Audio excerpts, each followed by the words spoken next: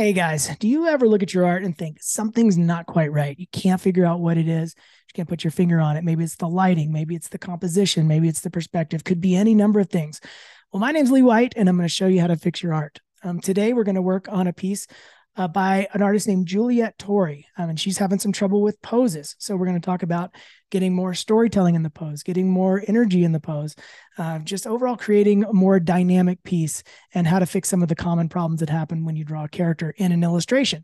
So check it out next. Same as before, the concept isn't clear based on sort of what's happening with the characters and then some of their proximity to each other and what they're overall doing. And so that's kind of the stuff that I'm going to address. Concept, if we look at our rabbit here, I would say he's out of control, right? Mm-hmm.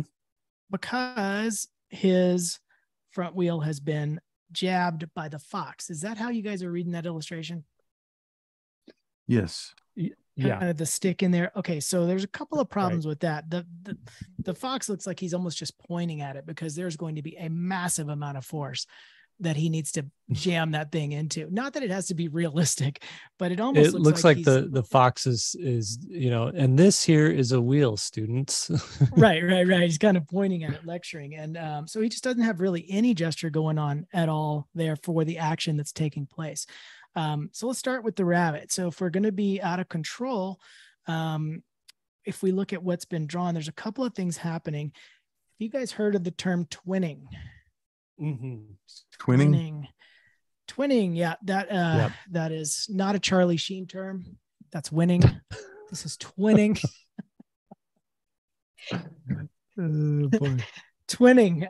That is where you have here. Let me pick a different color. That's where you have two limbs that are sort of mimicking each other, and we've got kind of two different versions of it. They're both in the exact same position. Right. One's just on the same side of the body and this one's on the other side of the body. So they're doing the same thing. So what that creates is a look of control.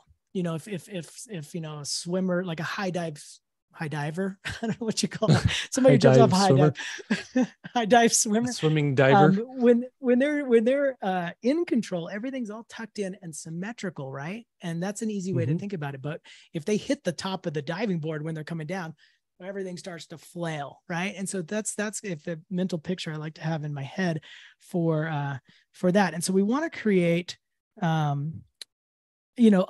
Jake was saying, a lot of separations with silhouettes and the character moving, and then also we've got the abrupt stop of the motorcycle itself, which means the rabbit is going to be pitched in this direction.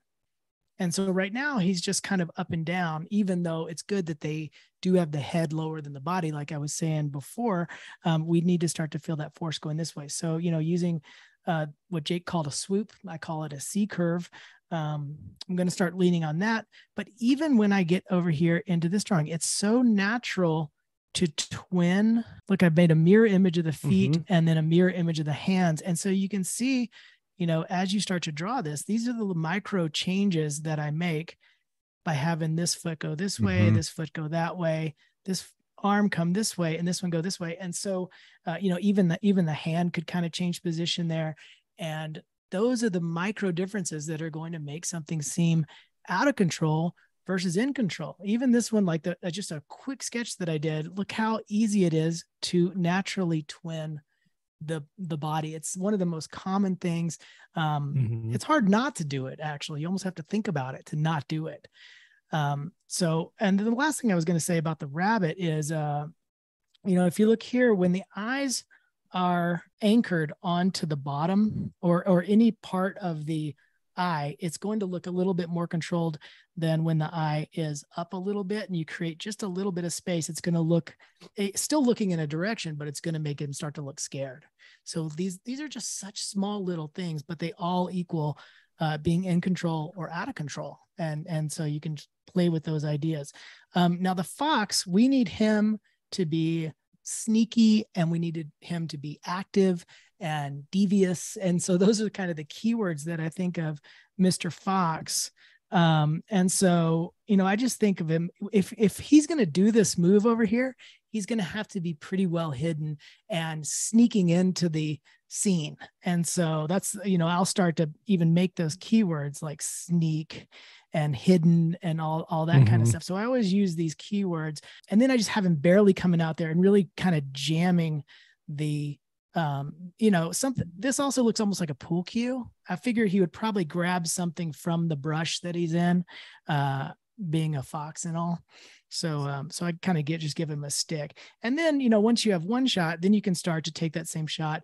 Right now you got the back view of him. A lot of people don't like to draw the back view of a main character in a scene. So, you could have him kind of coming out and kind of swooping around a little bit. And I added the same rabbit that I drew up here, just added him to the scene. So now the fox is jamming the wheel, pitching the rabbit, and he's out of control. You could even make pieces coming off the motorcycle at that point too, to make it seem even more treacherous and dangerous for the rabbit. It's that reach, that long action line of reach that really sells the trying to shove a stick in there. So those are kind of the changes I would make, but it really does come down to, what are these characters doing? How do I want them to feel? Write it out, literally write the words, and then start the drawing, and it'll help you a ton. So Lee, did you pull from your bank of memorized images? Did you get reference? Because when I look at this piece, it looks like kind of like three different illustrations. It looks like the rabbit was drawn more from memory, and it looks like there's more reference used on the fox and the motorcycle. But you just start drawing these things and it all makes sense, but it's hard for someone who doesn't know how to do that. Just dealing with the sort of some just really basic kind of shapes like that flour sack. So the fox is that same, both these characters are actually the same exact character. Let's have him pointing out here, hand on hip. So it's sort of this basic shaped character, and you just need a couple of these kind of characters. If you have a silhouette for the body, a cylinder for the body, and just break it like that. You got to break at the elbows. It's that same kind of shape. And then you just add the details that make it either a rabbit or a fox. And so it really is sort of this generic character.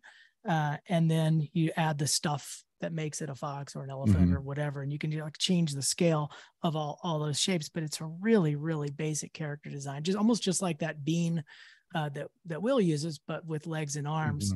And then you just add the stuff. And my advice to Juliet is what Lee really did was turn the character into a human.